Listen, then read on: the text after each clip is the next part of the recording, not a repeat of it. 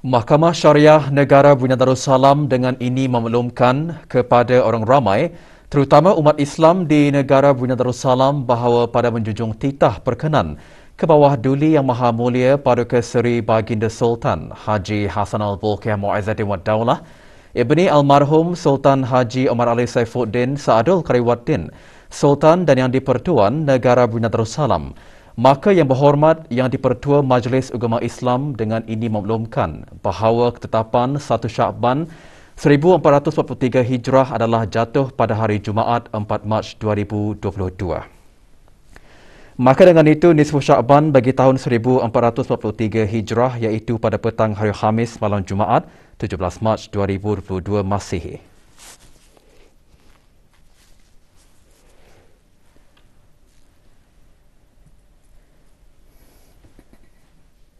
Berikutan dengan itu juga meruqyah anak bulan Ramadan 1443 Hijrah akan dilakukan pada petang hari Jumaat 29 Syakban 1443 Hijrah bersamaan 1 April 2022 Masihi.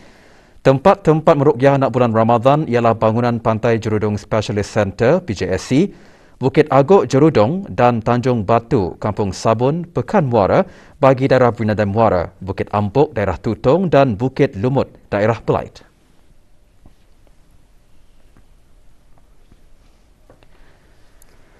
Dua kes COVID-19 ditempatkan dalam kategori 4, manakala 5 kes berada dalam kategori 5. Sementara itu, 1 kes COVID-19 telah meninggal dunia. Yang Berhormat Datuk Seri Setia Dr. Awang Haji Muhammad Amiliu bin Abdullah, Menteri di Jabatan Perdana Menteri dan Menteri Kewangan dan Ekonomi Kedua, memaklumkan perkara tersebut semasa sidang media situasi terkini jangkitan COVID-19. Menyertai sidang media yang berlangsung di Dewan Al-Afiah Kementerian Kesihatan, Yang Berhormat Datuk Seri Setia Awang Haji Hamzah bin Haji Sulaiman, Menteri Pendidikan. Jumlah kes baru telah menunjukkan pengurangan di mana sebanyak 1,666 kes baru telah dilaporkan yang membawa kepada jumlah keseluruhan sebanyak 120,600 kes. Daripada jumlah kes baru ini, 1,430 adalah hasil ujian ART yang telah dimuat naikkan ke aplikasi Bru Health. Manakala 236 adalah dari hasil 2,278 ujian makmal RT-PCR.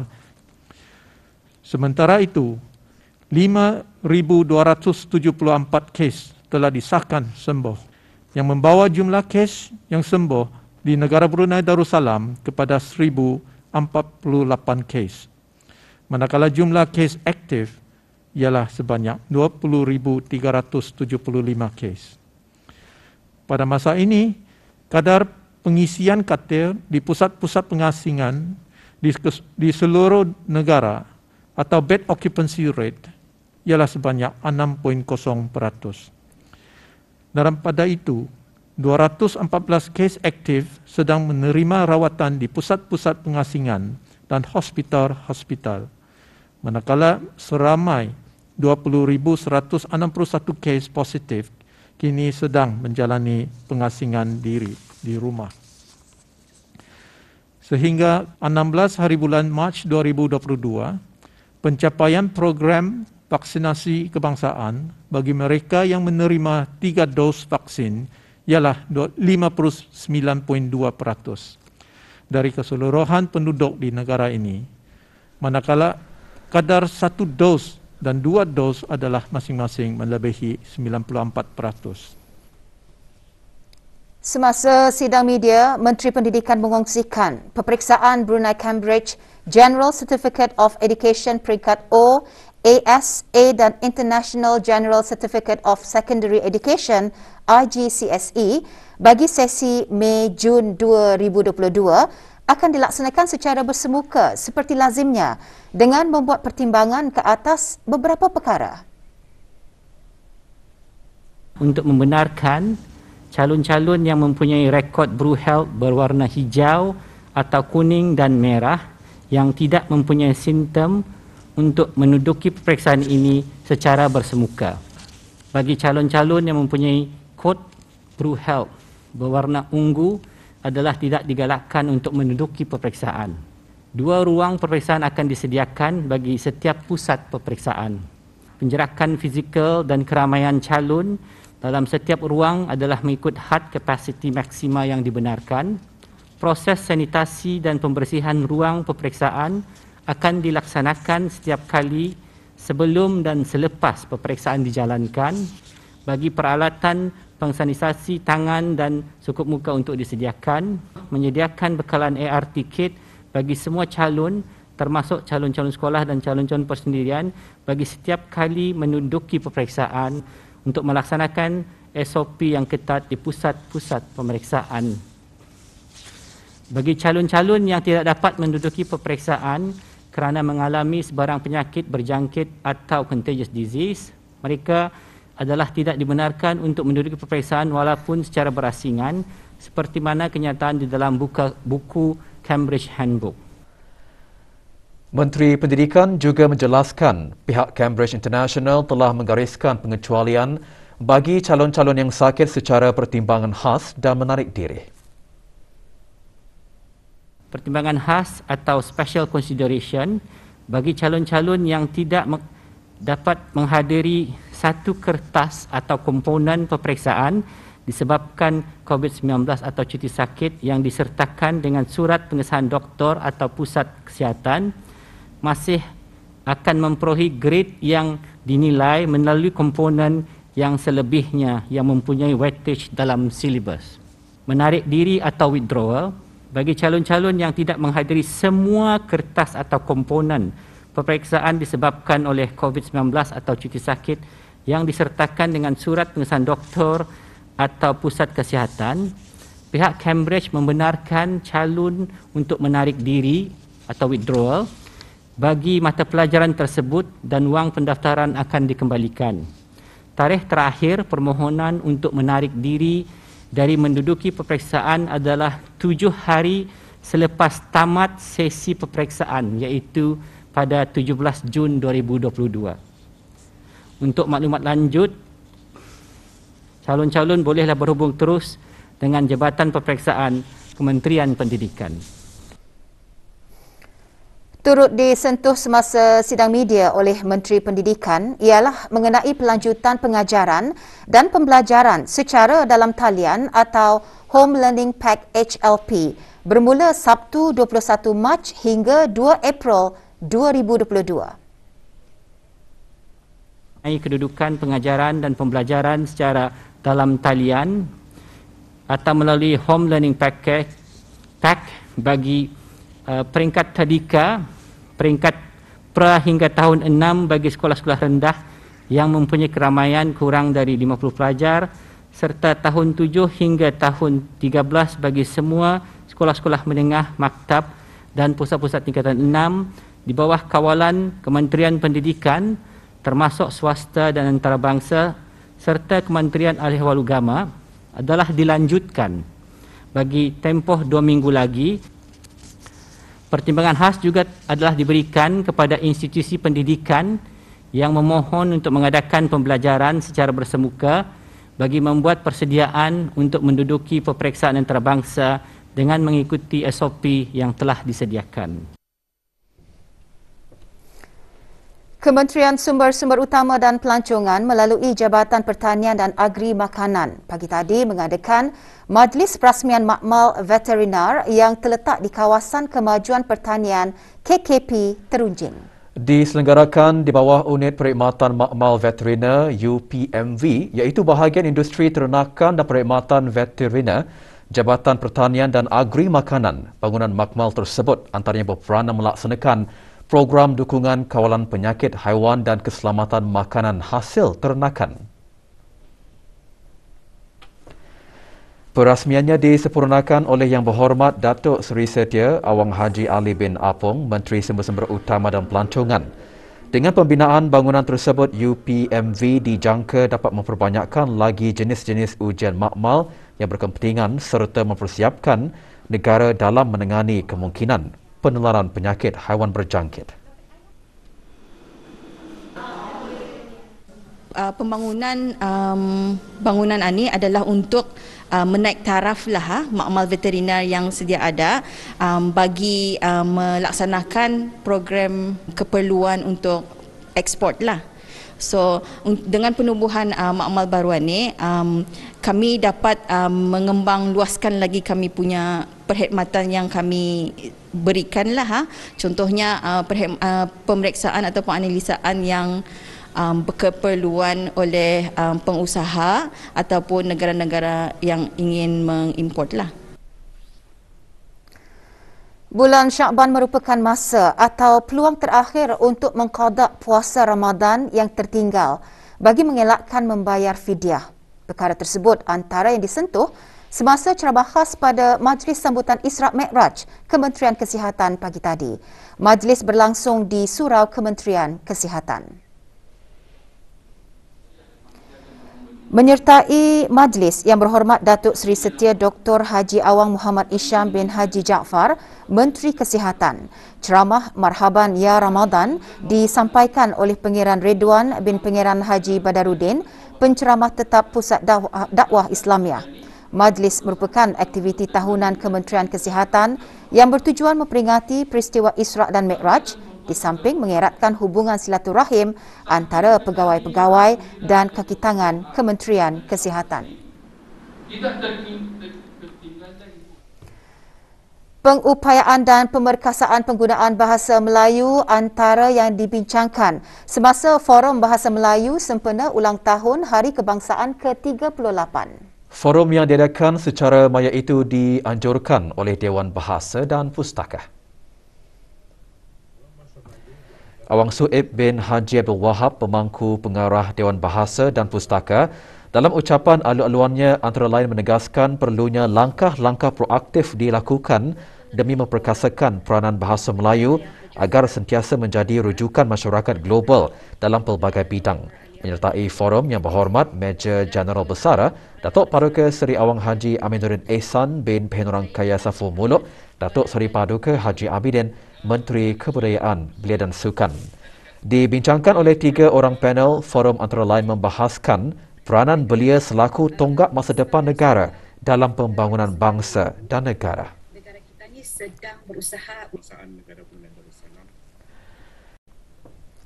Acara sembahyang fardu Maghrib dan Isyak berjemaah membaca surah Yasin dan doa khas sempena Nisfu Syakban diadakan bagi menghidupkan malam Nisfu Syakban di negara ini. Acara diadakan di masjid, surau dan balai ibadat seluruh negara dengan tumpuan di Masjid Omar Ali Saifuddin, Bandar Seri Begawan.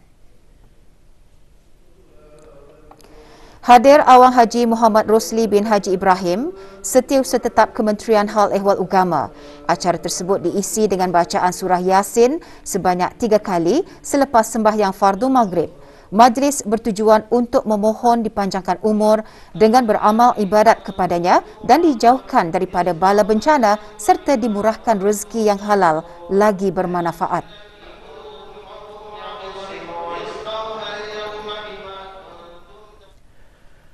Umat Islam di negara ini berpeluang menikmati hidangan buah kurma kurnia peribadi ke bawah Duli Yang Maha Mulia Paduka Seri Baginda Sultan dan Yang di-Pertuan Negara Brunei Darussalam sebagai juadah berbuka puasa sempena bulan Ramadan yang tidak lama lagi bakal menjelang.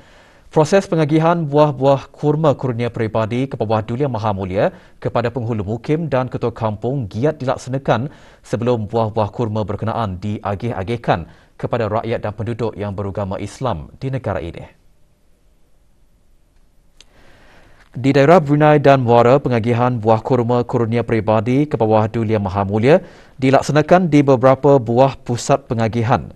Salah satu daripadanya di Dewan Kemasyarakatan Jalan 77, Lambak Kanan. Kaki tangan Jabatan Daerah Brunei dan Muara hari ini mula mengagih-agihkan kurma tersebut ke rumah-rumah penghulu dan ketua-ketua kampung dengan mengikuti SOP yang ditetapkan. Buah kurma jenis ajwa akan diagih-agihkan kepada lebih 146,000 penduduk beragama Islam di daerah Brunei dan Muara.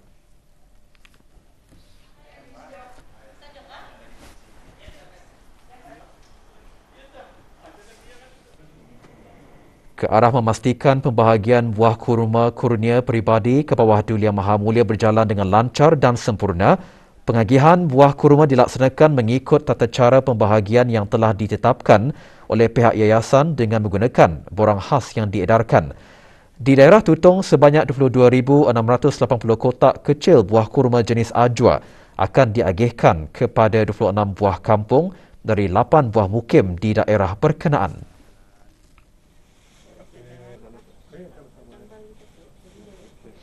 Bagi keluarga emas yang kurang kemampuan untuk mereka datang ke rumah ketua kampung, kita sebagai bersama dengan ahli Majlis Perniagaan Kampung di sini sendiri untuk mengantar kurma tersebut ke rumah keluarga emas yang tidak mempunyai kenderaan.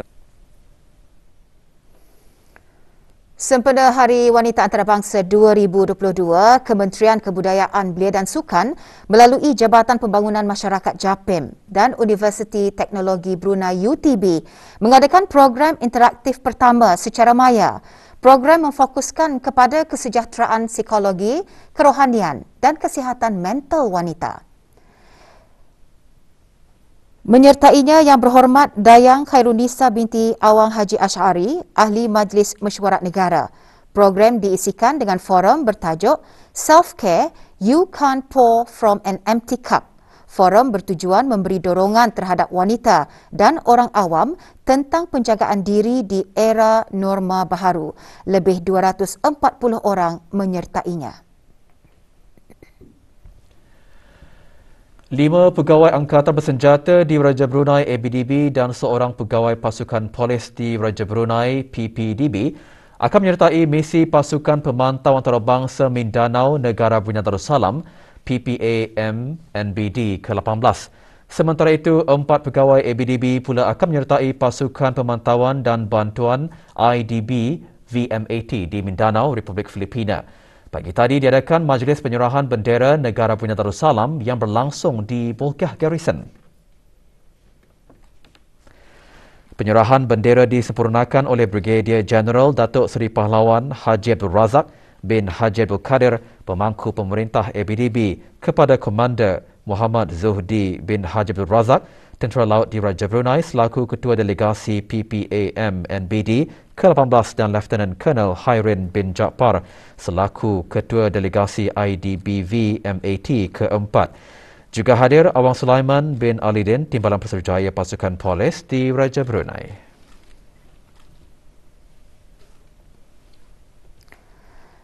Negara Brunei Darussalam masih berada dalam monsun timur laut dan akan memasuki tempoh peralihan monsun bermula bulan April.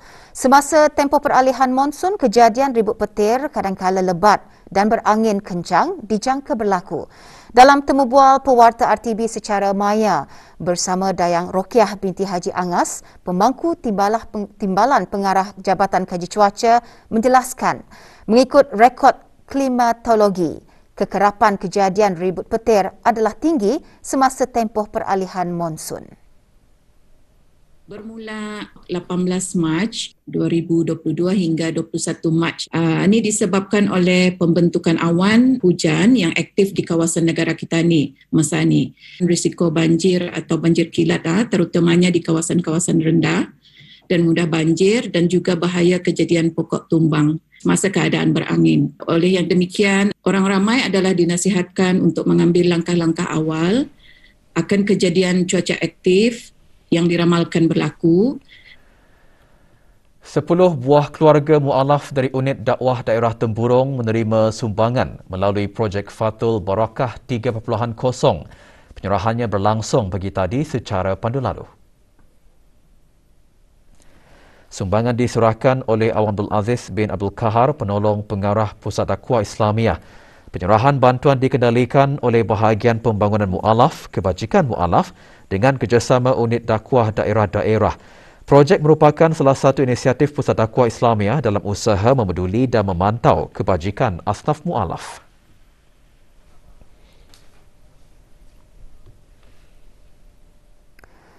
Percubaan menyeludup barang tegahan kastam berjaya digagalkan oleh pasukan polis di Raja Brunei semasa rondaan di kawasan Jalan Bangar hala ke Jalan Labu berdekatan dengan Kompleks Program Khidmat Bakti Negara PKBN, daerah Temburong.